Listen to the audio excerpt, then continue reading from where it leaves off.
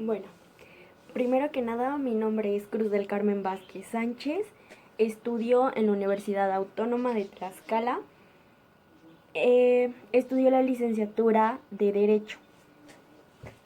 Hoy les hablaremos.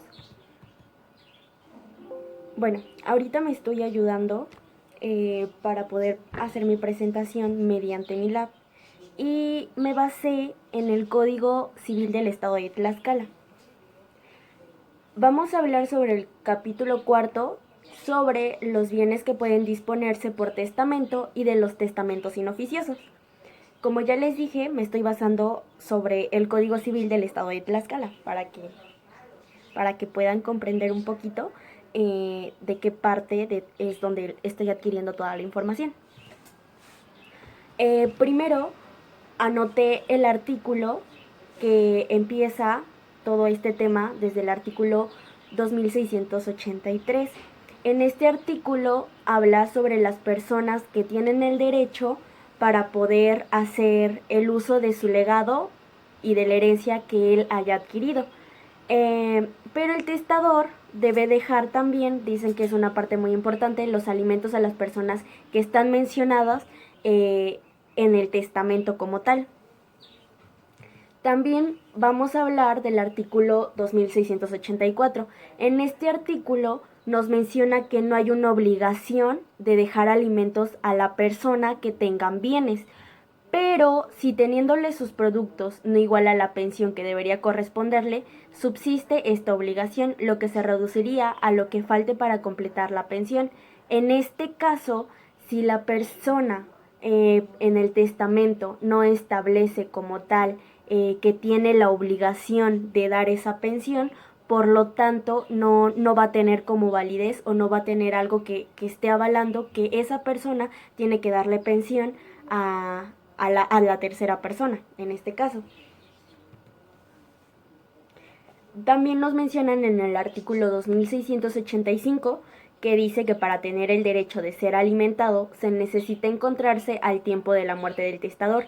En este caso, para poder nosotros entrar y hacer uso del legado que nos están dejando, esta persona pues tiene que haber fallecido para poder nosotros entrar como ahora dueños y hacer lo que se viene haciendo el uso y el goce de la cosa. También nos menciona que el derecho, tan luego como el interesado deja de estar en las condiciones a que se refiere el mismo artículo, observe mala conducta o adquiere bienes, y aplicándose en este caso lo dispuesto en el artículo anterior, que es en el 2683, que es cuando por lo tanto no te están estableciendo en el testamento que tú eres el que te quedas con ese legado que te están dando. Obvio, para poder adquirir todo este legado, uno tiene que cumplir los requisitos que te esté dejando el testador. En este caso, si te dice, vas a llegar a adquirir, no sé, cierta casa, cierto inmueble después de mi muerte y después de que hayas cumplido con el hecho de cuidarme hasta mi último día, lo vas a poder adquirir. Si esa persona no lo cumple, pues por lo cual no lo va a poder adquirir de tal forma, porque no cumplió con las cláusulas, bueno, en este caso se puede decir con los puntos que estableció el testador. Espero y me esté dando a entender. Vamos con el artículo 2686. En este artículo nos habla que el derecho de percibir alimentos no es renunciable ni puede ser objeto de transacción. La pensión alimenticia se fijará y asegura conforme a los artículos, y ahí nos menciona que es del artículo 154, 155, 160 y 163 del Código Civil del Estado de Tlaxcala. Con excepción de los artículos citados en el presente capítulo, no son aplicables a los alimentos debido por sucesión las disposiciones del capítulo segundo y título cuarto del libro segundo. En este caso, aquí lo que nos está queriendo dar a entender que los alimentos, el hecho de que tú tengas la responsabilidad de dar esos alimentos, no te da la dicha de que puedas decir, no, ya no voy a seguir dándole los alimentos a la persona, me despojo de ello, me quito de ese lindero de poder tener esa responsabilidad, o sea, por lo tanto es irrenunciable. no puede ser objeto de transacción. O sea, no lo puedes pasar, no lo puedes como traspasar. Artículo 2687. En este artículo nos menciona que cuando el hereditario no fuere bastante para administrar los alimentos a todas las personas que se están estableciendo, en primer lugar, o los descendientes y al cónyuge. ¿Qué quiere decir en primer lugar y a los descendientes y al cónyuge? En este caso sería a la esposa, a los hijos del que está descendiendo, porque en primer lugar son los descendientes y el cónyuge, que es lo que nos está manejando. El primer lugar en este caso sería, yo me pongo de ejemplo, mi papá. Mi papá es de donde yo desciendo. De ahí, ¿quién sigue? Mi mamá, que es su cónyuge. Y del cónyuge, ¿quiénes prosiguen? Nosotros como hijos. En este caso yo sería después la hereditaria. Artículo 2688. En este artículo nos menciona sobre el testamento en que se nos deja la pensión alimenticia y según lo que nos establecen los artículos. ¿Qué es un testamento inoficioso? Hay muchos que no nos queda muy claro qué es el testamento inoficioso. El testamento inoficioso es aquel que no se deja la pensión alimenticia. En este caso sería a los descendientes menores de 18 años, a los que respecto de los cuales nosotros tengamos la obligación legal de proporcionar alimentos y hasta el día de su muerte de este menor. También a los descendientes que estén imposibilitados de trabajar, ya sea por alguna incapacidad, porque ya es un adulto de la tercera edad, y así. También cuando existe la obligación, a que se refiere en este caso a la fracción, que es al cónyuge subpersistente, cuando éste impide, o sea, no puede trabajar ya que no tiene los bienes suficientes. A esto se le llama testamento inoficioso. Ay. Ok. Uy, perdón. Ahora vamos a hablar sobre el artículo 2689, que entra en este capítulo en este capítulo cuarto de los bienes. Aquí nos maneja que nosotros tendremos solamente derecho a la pensión que nos corresponde si el testamento no perjudica ese derecho. También nos menciona el artículo 2690, que es la pensión alimenticia. Es a lo que les hablaba, la carga hereditaria que nos van dejando, excepto cuando el testador haya grabado con ella alguna o alguno de los partícipes a la sucesión. En este caso puede ser que, no sé, digan que la pensión alimenticia está a carga del hereditario, del que está heredando, en este caso, y de si el hereditario va, no sé, tiene una pareja, que al hereditario y su cónyuge se les quedará a cargo la pensión alimenticia de la tercera persona. Como que te hacen como ser parte de la pensión alimenticia para que se cumpla. Artículo 2691. En este nos menciona que no obstante lo dispuesto en el artículo 2689, el hijo póstumo y el hijo o hijo nacidos en vida del testador, pero después que éste haya hecho su testamento, tendrá derecho a percibir íntegra la porción que le correspondría como heredero legítimo, si no hubiere testamento, a menos que el testador hubiera dispuesto expresamente otra cosa. En este caso, aquí a lo que nos está dando a entender, o lo que yo entiendo, es que el sucesor, aquí nos dice que el hijo nacido del que está haciendo el testamento como tal, va a poder adquirir todo ese legado siempre y cuando el testador lo haya estipulado. Si no está en el testamento, no va a poder como que adquirir o poder hacer que esto se cumpla, que todos los bienes o lo que haya dejado el testador lo pueda adquirir él. Mientras no esté escrito, no esté establecido en el testamento, él no va a poder adquirir nada, porque ya no entraría en la sucesión legítima. Y esto sería todo en parte del capítulo de los bienes. Aquí es prácticamente nos va marcando todos los puntos de cómo para poder adquirir nuestra herencia, o el patrimonio que nos estén dejando, tiene que haber un testamento. Mientras tanto, nosotros no podemos adquirir lo que nos estén dejando, lo que nos esté proporcionando nuestro testador, ya sea nuestro padre, nuestro abuelo, bisabuelo. Si uno regir, no puede regir derechos sobre esos bienes mientras no nos digan que es nuestro, mientras no hay un papelito en el que nos mencionen y nos digan, si es tuyo, puedes tomar posesión, nada. Nosotros no podemos tomar posesión de algo si nuestro testador no nos incluye en el testamento como tal. Si nosotros no estamos incluidos en ese testamento, no podemos regir derechos sobre bienes que no nos corresponden o que no nos están dando. Ya después de haberles hablado de los bienes que pueden disponerse por testamento y de los testamentos inoficiosos, pues ahora les hablaré sobre la capacidad para testar. Primero que nada, ¿qué es la capacidad para testar? Testar es lo que nos preguntamos, ¿no? Pues este es un derecho que exige la capacidad del goce de la cosa para todas las personas que van a suceder y la capacidad de ejercicio para quien va a otorgar el testamento. Aquí los mayores de edad son los que pueden hacerlo, pero también pueden hacerlo los varones mayores de 16 años que hayan contraído matrimonio o hayan obtenido título oficial que les autorice ejercer profesión o algún oficio, y las mujeres mayores de 14 años que hayan contraído matrimonio.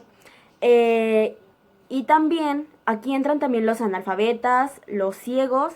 Estos hacen un testamento por medio de la escritura pública. Los mudos y sordomudos hacen el testamento que viene siendo cerrado u hológrafo. La capacidad para testar o testamentificación activa es de gran amplitud, ya que nos restringen solo en contactos con casos, que sería la capacidad de la regla general. La capacidad es aquella regla general donde las incapacidades son las excepciones. Además existen lo que es la presunción general de capacidad para testar y la presunción iuris tantum, que admite prueba en contrario. El tiempo es que debe apreciarse la capacidad o incapacidad del testador es el momento de otorgar el testamento, para así apreciar la capacidad del testador, ya que haya sido el tiempo en el que se otorgue el testamento. Y otra cosa que carece de importancia, en consecuencia, el estado mental del testador en cualquier otro momento, como en la época anterior al testamento o el del fallecimiento.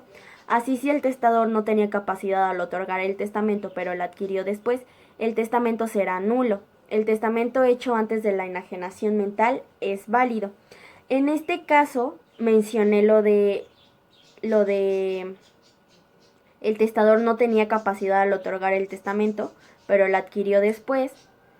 Aquí se refiere de las consecuencias, o en la época anterior del testamento, en el que se realizó el testamento hasta que fallece el testador, y en el momento para poder adquirir todo lo que se está estableciendo en el testamento, y al que lo va a ejercer la capacidad de el uso de la cosa. La palabra testar tiene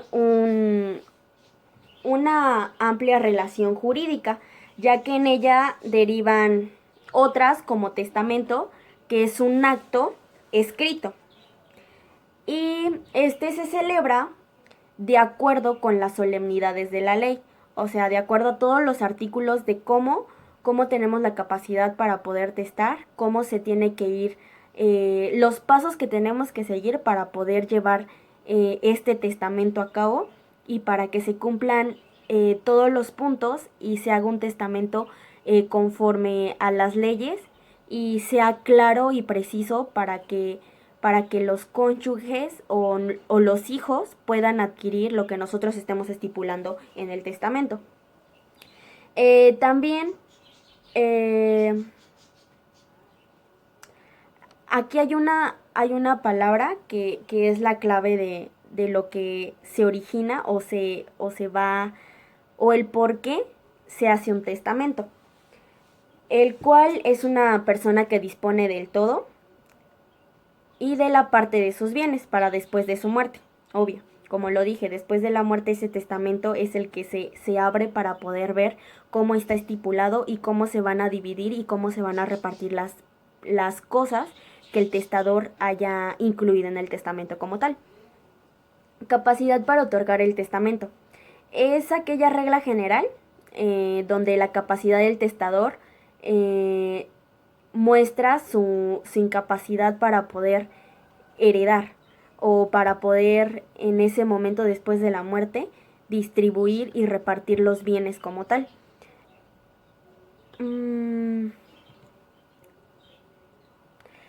Hay una autoridad competente para elaborar un testamento.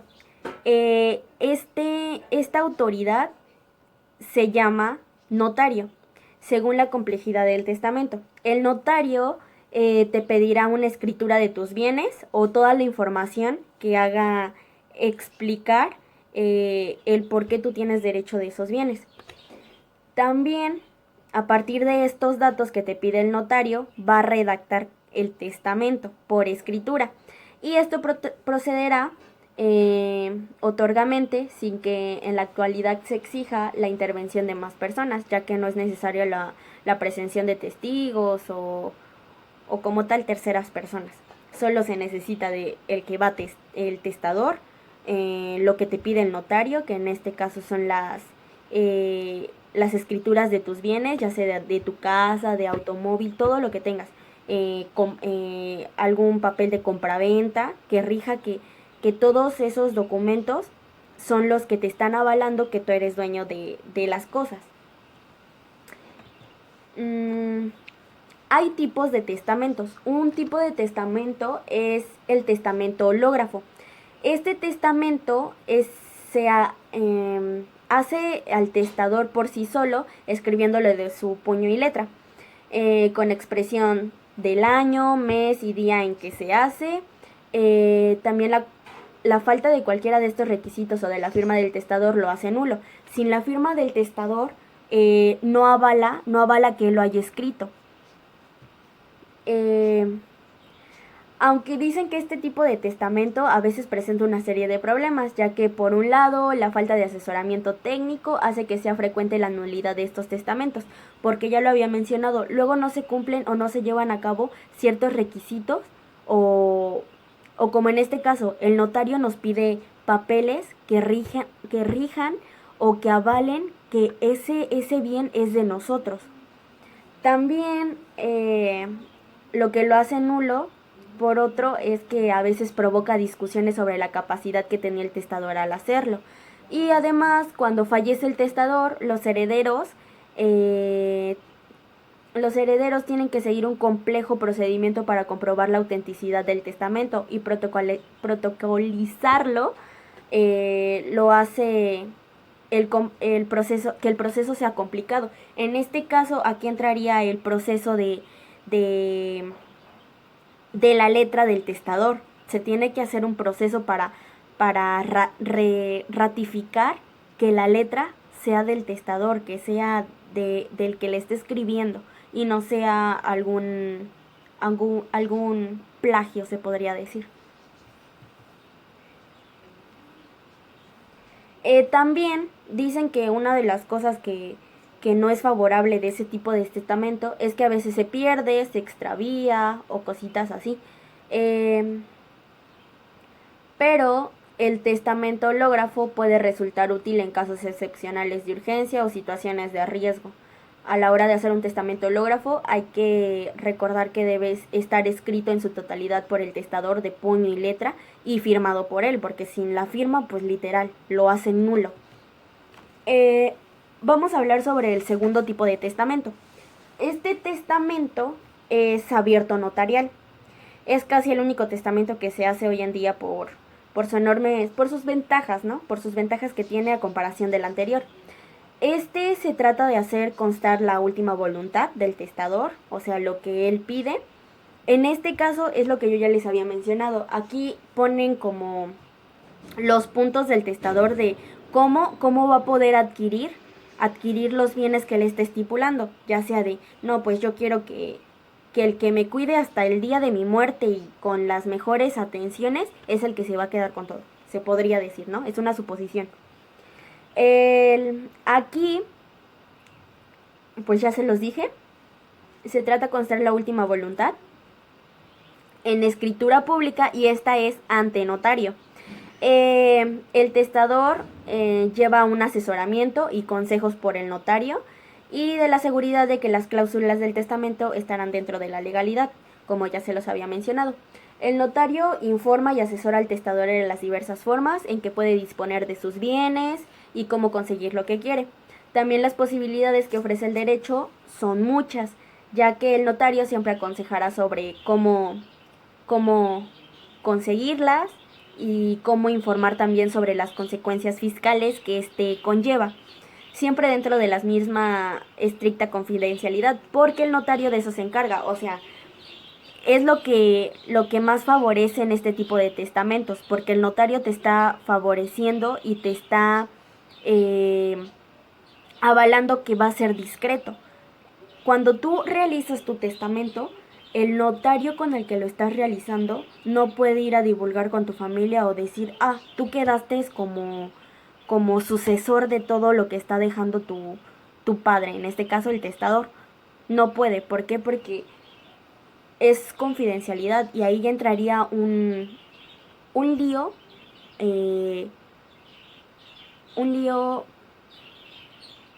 bueno, entraría otro problema judicial aquí con las leyes, ¿no? Porque no están respetando la confidencialidad.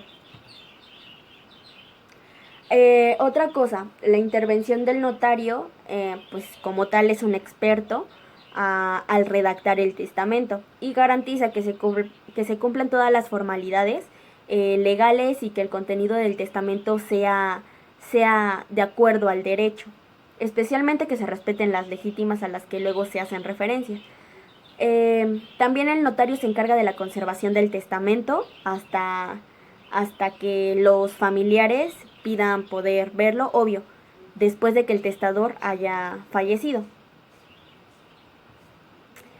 Bueno, aquí tengo un punto anotado que es importante, que es donde les dije que el notario se encarga de la conservación del testamento, ya que puesto que el original testamento queda en su poder y lo que se entrega al testador es solo una copia. También se consigue a través del registro general de última voluntad, que se sepa cuál fue el último testamento a la muerte del testador y manteniéndose durante la vida de este la más absoluta garantía de secreto y confidencialidad en cuanto a la existencia del testamento y cuanto a su contenido, que es lo que les dije. Ahora vamos a hablar sobre heredar. Heredar corresponde a la capacidad para suceder, la capacidad para heredar a todos los habitantes, cualquiera que sea su edad, no pudiendo ser privados de ella de un modo absoluto, pero en relación a ciertas personas y determinados bienes pueden perderla por las causas que se señalen, que a continuación hablaremos. ¿Quiénes tienen incapacidad para heredar por testamento o intestado? La ley establece que para heredar, que la incapacidad para poder heredar por testamento o por intestado se presentan en aquellas personas que se encuentren en los siguientes casos. Uno de los primeros casos es que él haya sido condenado por haber dado algún mandato o intentado dar muerte a la persona de cuya sucesión se trate, o a los padres, hijos, cónyuge o hermanos de ella. También los incapaces para heredar son los que hayan hecho contra el autor de la sucesión, sus ascendientes, descendientes, hermanos o cónyuge, acusación de delitos que merezcan pena capital o de prisión, o aun cuando aquella sea fundada, si fuere su descendiente, su ascendiente, su cónyuge o su hermano, a no ser que ese acto haya sido preciso para que el acusador salva su vida, su honra o la de sus descendientes, ascendientes, hermanos o cónyuges. También el cónyuge que mediante juicio ha sido declarado adúltero si se trata de suceder al cónyuge inocente. El que haya sido condenado por un delito que merezca pena de prisión, ya lo habíamos mencionado, el padre y la madre respecto del hijo expuestos por ellos, o los demás parientes del autor de la herencia que teniendo obligación de dar alimentos no lo hubieran cumplido. Este punto, el último punto que les estoy dando, es importante porque se entiende que tienen una responsabilidad y si ellos tienen, no sé, una demanda de pensión alimenticia, por lo tanto son incapaces para poder heredar un testamento o un intestado. O sea, que tienen hayan cometido un delito, todo eso son los que se vuelven incapaces para poder adquirir. También al que use violencia, todo eso entra en actos delictivos, maltrato, todo lo que esté conforme al Código Penal, fuere culpable de supresión, subsistión o suposición de infante, siempre que se trate de la herencia que debió de corresponder a este o a las personas quienes se hayan perjudicado en los ciertos actos. También el que haya sido condenado por delitos cometidos en contra del autor de la herencia.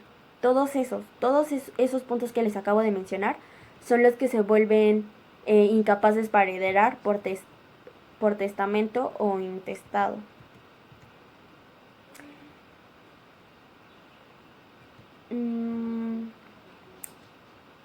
La ley reconoce que la capacidad para poder testar a las personas que tienen, en este caso tienen que tener conocimiento del acto y la libertad al ejecutarlo. Esto es a lo que exenta de la intimidación y de influencia moral. Los incapaces de testar también es el menor de 14 años. Bueno, mencionamos sobre los incapaces de testar. Ya les dije que alguno que se encuentre también en el estado de enajenación mental, que tenga algún problema con sus facultades mentales. Ahora también nos mencionan la incapacidad absoluta. Esta incapacidad absoluta es aquella de que adolecen las personas que por causas físicas o naturales carecen de voluntad o no pueden expresarlas debidamente. Vuelven sus actos nulos, nulidad absoluta, ya que no producen ningún tipo de obligación. La única incapacidad absoluta para heredar es la que deriva de la falta de personalidad jurídica. Dicho en forma positiva, el requisito necesario para suceder es la personalidad, ya sea ser menor de 18 años, que son los privados de discernimiento,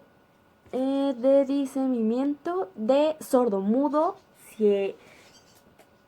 ciego-sordo, ciego-mudo, que no pueden expresar su voluntad de manera inuditable. Después viene la incapacidad relativa. La capacidad relativa es toda aquella que adolece ciertas personas que la ley declaran incapaces en razón de su edad, también de su estado civil, porque ven que ya les había mencionado que mientras estén casados sí lo pueden poder adquirir. También de su estado civil o de otras circunstancias. Los relativamente incapaces, al contrario de los absolutamente incapaces, pueden ejercer actos jurídicos por sí mismos. Esta incapacidad relativa es toda aquella persona que necesita literal un representante legal debido a que no pueden ejercer algunos derechos por sí mismos. Les voy a mencionar cómo hice un cuadro comparativo sobre incapacidad absoluta e incapacidad relativa. En este caso, la incapacidad absoluta siempre va a requerir de un representante para celebrar actos jurídicos. También adolece de nulidad absoluta. Los actos celebrados no producen obligaciones, no pueden manifestar su voluntad de manera indubitable y no tienen capacidad de ejercicio a pesar de haber cumplido 18 años. En la incapacidad relativa, pues requieren de un representante o permiso de él para celebrar actos jurídicos. Adolece de nulidades relativas, los actos celebrados sí producen obligaciones y pueden manifestar su voluntad de manera indubitable y tienen capacidad de ejercicio con algunas restricciones. Ahora les voy a hablar un poquito de enajenación mental, que era lo que ya les había mencionado, alguna enfermedad de trastorno mental. Uno de ellos es el trastorno de adaptación, neurosis, trastorno de estados de ánimo, que sean como, en este yo le entiendo que sean como bipolares, trastornos de ansiedad, trastornos alimentarios, ya sea bulimia, anorexia, y otros que son contrarios a esos, la bipolaridad que ya les mencioné, etapas de depresión, euforia, trastornos de personalidad, psicosis, ya ven, los psicópatas que están, literal, tienen pérdida del sentido de la realidad. Ahora, prueba de la impotencia e enajenación mental.